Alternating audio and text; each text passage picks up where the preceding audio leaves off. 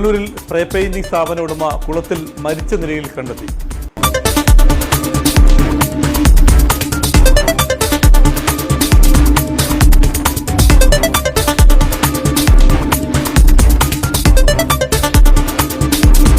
Punalur pineapple ജംഗ്ഷനിൽ അതുല്യ spray paint സ്ഥാപനം നടത്തുന്ന ഉടമ സോമൻ പിള്ളയാണ് ഇന്ന് ഉച്ചയ്ക്ക് തൊട്ടടുത്തുള്ള പുരയിടത്തിലെ കുളത്തിൽ മരിച്ച നിലയിൽ കണ്ടെത്തിയത്.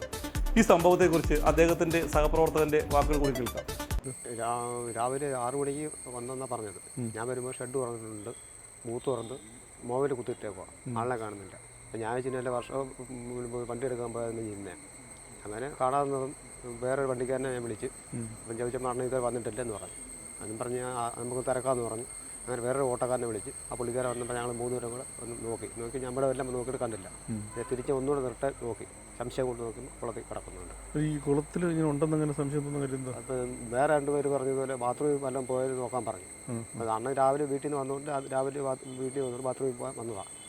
ബക്കറ്റ് കൊണ്ട് ചെരുപ്പ് ഊരി കിടപ്പുണ്ട്. ഇവിടെ തൊട്ടടുത്ത് അത് ബാത്റൂമാണ്. അപ്പോൾ അവിടെ നിന്ന് വെള്ളം എടുക്കാൻ പോയ പോക്കാം. സാധാരണ രാവിലെ വരുന്നതല്ല, 6 മണിക്ക് വേറൊരു വണ്ടി കൊടുക്കാനുണ്ടായിരുന്നു, ഉച്ച കൊടുക്കണമായിരുന്നു. ആ വണ്ടി കൊടുക്കാൻ രാവിലെ എന്നോട് ഇന്നലെ പറഞ്ഞു രാവിലെ വരുമെന്ന് പറഞ്ഞു. പക്ഷേ 6 മണിക്ക് വരുമെന്ന് അറിയത്തില്ലായിരുന്നു. അല്ലാതെ വേറെ വിഷയങ്ങളൊന്നുമില്ല. ബാത്റൂമിൽ കൊണ്ട് വെള്ളം എടുക്കാൻ വന്നത് അതാണ് ബക്കറ്റൊക്കെ കിടക്കുന്നത്. ബാത്റൂമിൽ വന്നതാണ്. അപ്പോൾ അങ്ങനെ കവന്ന് കാല് തെറ്റിപ്പോയെന്ന അരി കക്കൂസിൽ പോകാൻ വേണ്ടി വെള്ളം എടുക്കാൻ വന്ന സമയത്ത് ഈ കാല് വഴുതി വെള്ളത്തിൽ വീണ് അങ്ങനെ മരണം സംഭവിച്ചതാണ്. വേറെ ദുരൂഹതകളൊന്നും വേറെ ഒന്നുമില്ല, അങ്ങനെയുള്ള സ്വഭാവമൊന്നുമില്ല, വേറെ ആരും വഴക്കും വയലൊന്നുമില്ല, ചീത്തകളിയൊന്നുമില്ല. ഞാൻ 2 വർഷത്തോളം കൂടെ വയ്ക്കുന്നുണ്ട്, വേറെ കുഴപ്പമൊന്നുമില്ല. കഴിഞ്ഞ 40 വർഷമായി പുനലൂർ പൈനാപ്പിൾ ജംഗ്ഷനിൽ അതുല്യ എന്ന പേരിൽ സ്പ്രേ പെയിന്റ് സ്ഥാപനം നടത്തി വരികയായിരുന്നു സോമൻ പിള്ള. ഇന്ന് പുലർച്ചെ അവിടെ എത്തിച്ചേരുകയും അതിനുശേഷം പ്രാഥമിക കർമ്മങ്ങൾ നിർവഹിക്കുന്നതിന് തൊട്ടടുത്തുള്ള പുരയിടത്തിലെ ഒരു ടോയ്ലറ്റിൽ പോവുകയായിരുന്നു.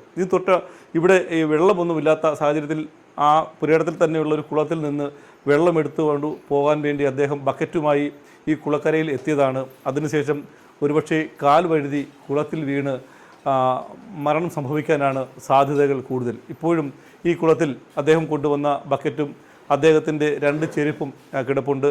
ഇദ്ദേഹത്തെ കാണാനില്ല എന്നുള്ള വിവരം അറിഞ്ഞതിന് ശേഷം സഹപ്രവർത്തകരും നാട്ടുകാരും ചേർന്നുള്ള തെരച്ചിലാണ് ഒടുവിൽ ഈ കുളത്തിൽ മൃതദേഹം കിടക്കുന്നതായി കാണുകയും പോലീസിനെയും ഫയർഫോഴ്സിനെയും വിവരമറിയിച്ച് മൃതശരീരം പുറത്തെടുക്കുകയും പുനലൂർ പോലീസ് സി അടക്കമുള്ള ആളുകളെത്തി ഇതിൻ്റെ ഇൻക്വസ്റ്റ് നടപടികൾ പൂർത്തിയാക്കി നാളെ പോസ്റ്റ്മോർട്ടത്തിന് ശേഷം മൃതശരീരം ബന്ധുക്കൾക്ക് വിട്ടുകൊടുക്കുമെന്ന് അറിയുന്നു.